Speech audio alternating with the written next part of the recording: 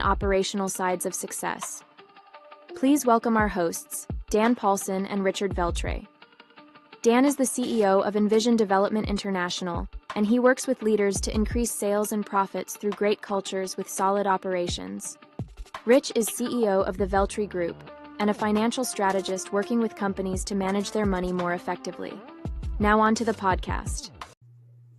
Thank you, Alice. Gosh, she's so polite and spot on every week. What can you say? How you doing, Rich? I'm doing okay. How are you, Dan? Yeah, I'm good. So we are back for another episode of Books in the Biz.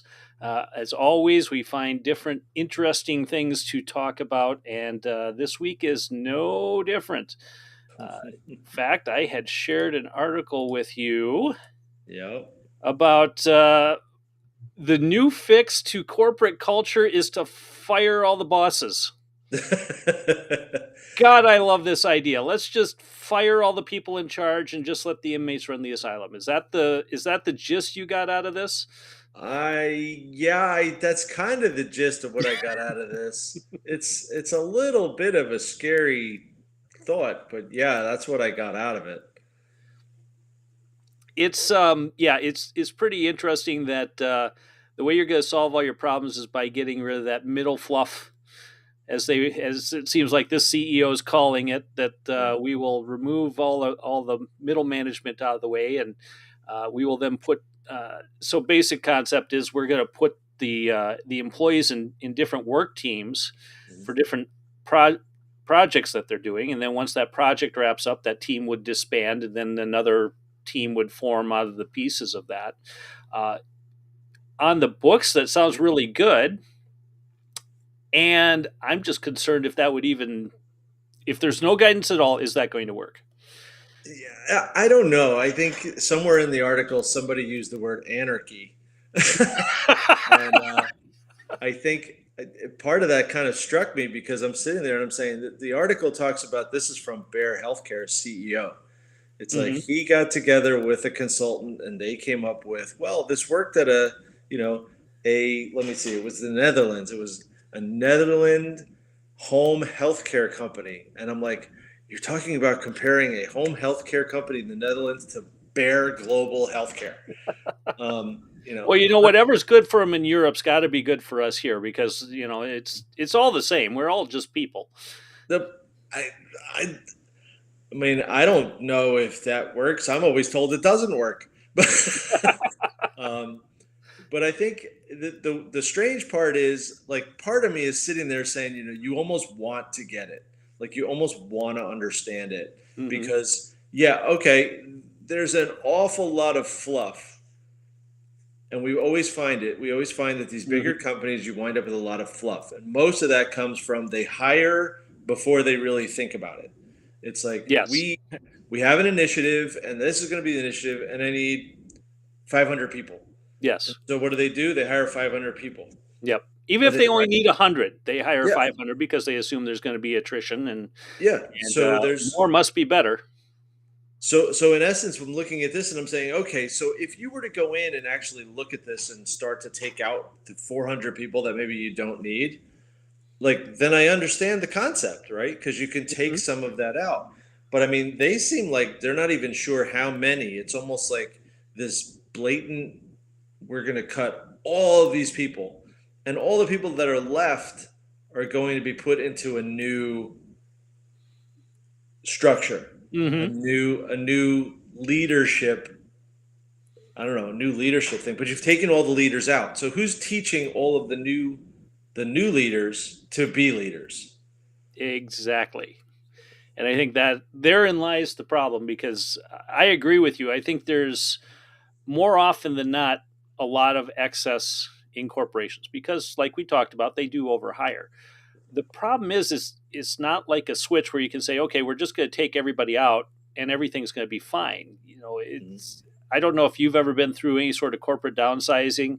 I was fortunate or unfortunate enough to participate in one after a merger acquisition between two large corporations, and there's a lot of uncertainty that follows when you do get rid of what you consider all the excess pretty much overnight.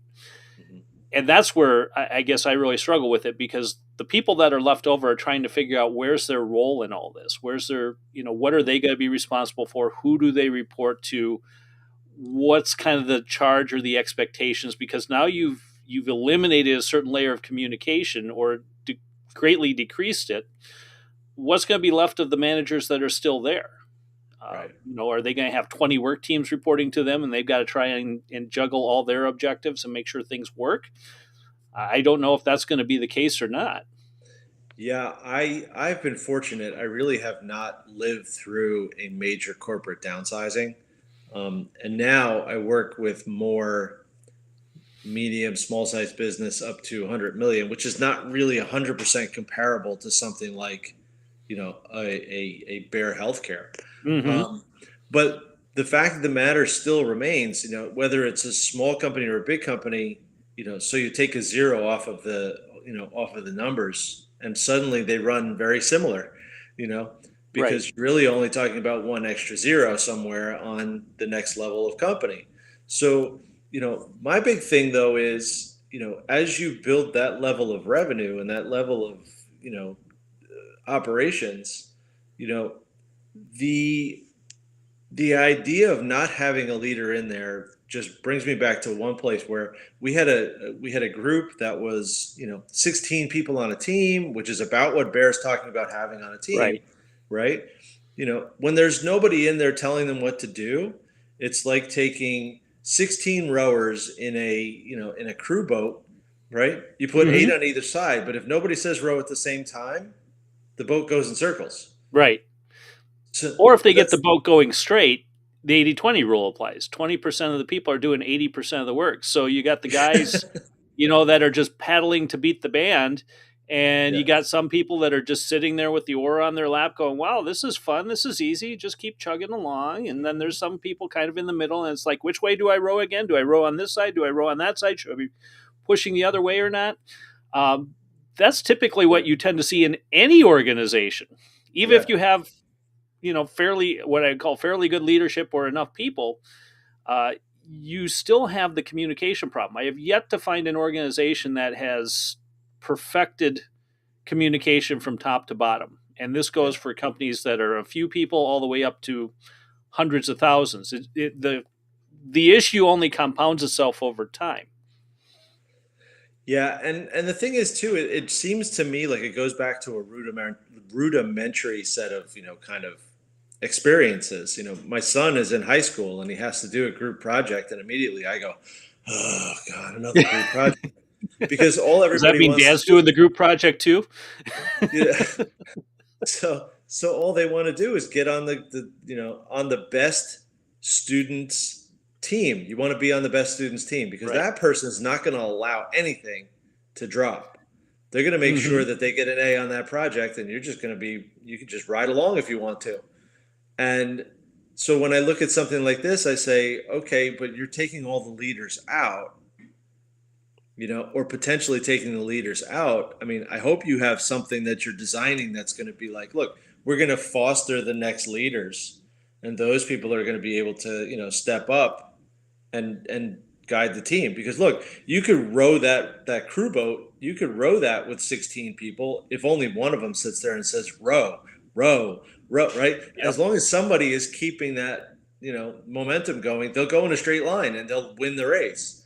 Um, so I'm looking for that extra piece, and maybe that's the next article that has to come out. I don't know. That's the one from the consultant that they hired to say you really don't need middle management, just cut them all out. Yeah, Which then saw should that. be a lesson in be careful what consultants you hire, because Yeah. you might just you know get stuck with what you got there. But it's really, yeah, it's one of those interesting things here where uh, I think there's some good intention by it, Yeah. because we've talked before on some of these episodes about creating autonomy amongst your team, allowing them to kind of spread their wings and do things, in some cases make mistakes, but manage those mistakes. In essence, it almost sounds like in the article that's what this CEO is trying to do. He's trying to empower the team to come together and solve the issues and have some critical involvement in producing successful outcomes. Uh, the challenge I always have with something like this is back to who's saying row, row, row. If you haven't established an organization that can function like this, it's not something where you can just walk away and hope it's all going to work out fine. Yeah. Even when you do have some pretty good communicators, there's all these different layers that you got to get the message to, and then there's the whole accountability piece and whatnot. So from an operations side, I can understand why you'd want to do this. I can also see where this is going to be a total cluster in the beginning until you figure it out. And as true in many, especially large organizations like this might be the flavor of the month. We'll try this for a year. It'll fail miserably. And then, the CEO will go on to make $10 million more, and the employees will kind of be back to square one, and they'll rehire all the middle management back. So that to me is kind of where I see from an operations side, maybe this ends up. Again, we have limited information based on the article, but I have a lot of questions on how this is going to work. I mean, from a financial side, and you can chime in here, I'm assuming part of the reason for doing this is this frees up quite a bit of cash when you don't have to pay somebody, probably, at a company this size, probably a pretty good 6-figure income to be there and kind of guide these teams along. Yeah, I think there's definitely be careful the profit motivator, right? Right. I mean, because it's a disguise. You cut all these costs, and is there severance involved? It's a lot more complicated than you assume that somewhere along the line it does benefit the company. It doesn't benefit anybody else, because if you lay off 20% of your workers, you got 20,000 people hitting the unemployment line. Right. So I think the other thing that is interesting is this is almost what I could call a do or die. And the article actually alludes to that. They don't use do or die. They use, more elaborate Wall Street Journal terms, but essentially they said this is either going to hit or it's going to miss. I mean, there's no gray area in what he's doing. He's basically got a plan that says either I'm going to knock it out of the park or I'm going to strike out miserably and I can't play anymore. Like, it's like over. So, and it alludes to it in the article, which I thought was pretty good reporting, actually, because nobody was fluffing this up, or they basically said it's either you're going to win or you're going to lose. That's it. Yeah. This is a pretty big gamble if you think about it. This is a huge gamble, and we're not talking about, well, if this fails, it's a couple $100,000 and we'll regroup and we'll do this all over again. We're talking about a multi-billion-dollar multinational company that could put itself on its heels and really create some issues here. And as you're talking about, I don't know how many staff they would be laying off or displacing as a result of taking the middle management out, but I would have to think that's already a pretty significant number. I think it said in the article Bear's about 100,000 employees, if I remember right, internationally. It was a high number. Well, could you imagine if that workforce gets cut by 40%? Where do those people go? And typically this stuff never happens at the best time in the world. In other words, it frees up your future, but then where does your future take you if we're seeing inflation and stuff climb? And we've talked about that in other shows. That's definitely going to affect your ability to get rehired. And if it's not successful, well, you don't have that to even hang on your resume that, hey, I participated in this experiment at Bear and we knocked it out of the park, which is why I'm unemployed. That's not what's going to be happening. Yeah. And the other thing I think that scares me a bit is the fact that, they mentioned that once this is implemented, they're going to have 5,000 to 6,000 self-directed teams in the organization. Mm-hmm. And I was just talking to a company recently that was actually their whole profit center, their whole offering is to get control of the projects that you don't have control of. So in other words, they're designing systems to track which you can't track. So, interestingly enough, they're going out to these bigger companies that have thousands of software development projects, of, you know, programming getting done, and there's no system to show people whether or not they're making progress. So this is where I get a little worried when you start talking about 5 or 6 thousand teams. Now you need a whole infrastructure to replace the infrastructure you got rid of in order to track the 6,000 projects that these people are working on. So you're going to What lay sort of off all these. figure numbers do you have to spend to get something that tracks 5 to 6,000 Yeah. unique work teams? Yeah, this isn't like, oh, I'm going to buy Asana tomorrow and we're going to be all good. This Mm-hmm. is on a scale that's, unprecedented in my eyes. Yeah. You can't design a small business kind of design system around tracking that kind of global operation. You just can't do it. It just doesn't fit. Well, and even if let's say you implement this system, say, oh, we're going to use software to monitor, what these 5 to 6,000 teams are doing. That's still 5 to 6,000 teams that somebody or a group of people are going to have to oversee the data. Yeah. Just to understand how the data works, because the data is not going to reveal itself per se. I mean, somebody's still got to be there to read it, even if it's AI and you get some interpretation of it. You still have to take that information and then go out and redirect the teams that are underperforming. That requires a body. I don't think we're going to send a robot out to do that yet. I could be wrong. Maybe Bear's figured out something we haven't. But bottom line is, pretty much every company still needs people, and those people are still going to need guidance from somebody. Well, I mean, you probably know better than even than me anything that I've seen. But I mean, essentially, this is a funnel, right? Right. I mean, what you're doing is taking out the middle of the funnel. Right. So does that mean that 6,000 project reports are going to go to the CEO's desk because he doesn't have the funnel of people to go through and decide what's really important to get to his desk? I mean, because essentially that's what you wind up with. You're essentially saying, I don't need this middle management. So now my funnel is kind of wider, right? So at the top, you're going to have more to do. Is that what your goal was? I don't know any CEOs who want more work on their plate. Especially that kind of work. That's not going to work well for them. Data reports. It's not resonating clearly with me. And maybe, like I said, maybe it's because I'm missing the key piece in there, but it could be, but I'm not seeing it either. And I'm seeing, okay, you've got 5 to 6,000 teams. What productively can, one person oversee and still make sure those teams are efficient and are actually getting stuff done? Yeah. And, when you're talking about teams of the size that they're talking about, 5 to 6,000 of them, you probably need one manager or, project person overseeing no more than 4 to 5 teams. And I think that might even be a stretch depending upon the size of the teams and how complex the issue each team is addressing. Yeah. So you start adding those numbers back in. And of course, those people aren't going to want to work for free. You're going to have to pay them a good salary to oversee that, because it's on them to make sure those teams are successful. Yeah.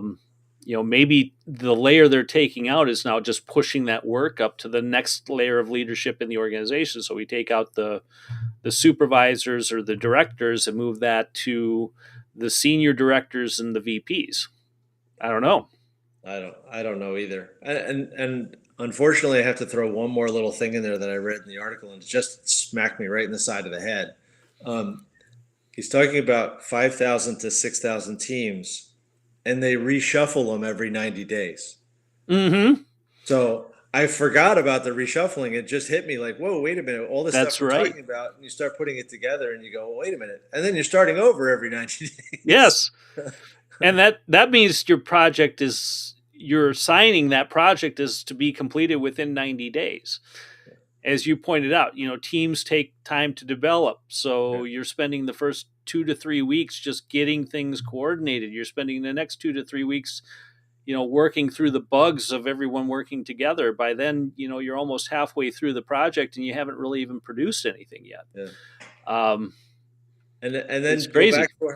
go back to our rowing example, right? Yep. You get everybody rowing in the right direction and you're doing great. And it's like, oh, you know what? Pull over to the side. Yeah. You guys get out, these guys get in. Well, half of Yeah. you get back in, the other half are going to be completely new and start all over again. Yeah. And now you got to relearn everything all over again with working with new people and whatnot. I don't think this is going to go the way they think this is going to go. Yeah. I'm getting a little bit more scared every Yeah. every Yeah. second goes by. Well, I can't make any financial recommendations, but maybe look at where you're investing your money if you got stocks out there. Yeah. Yeah. Agreed. So, from your perspective, as we wrap this up, Yeah. what what could you do differently here? Let's take a different approach on this. What could you do differently here?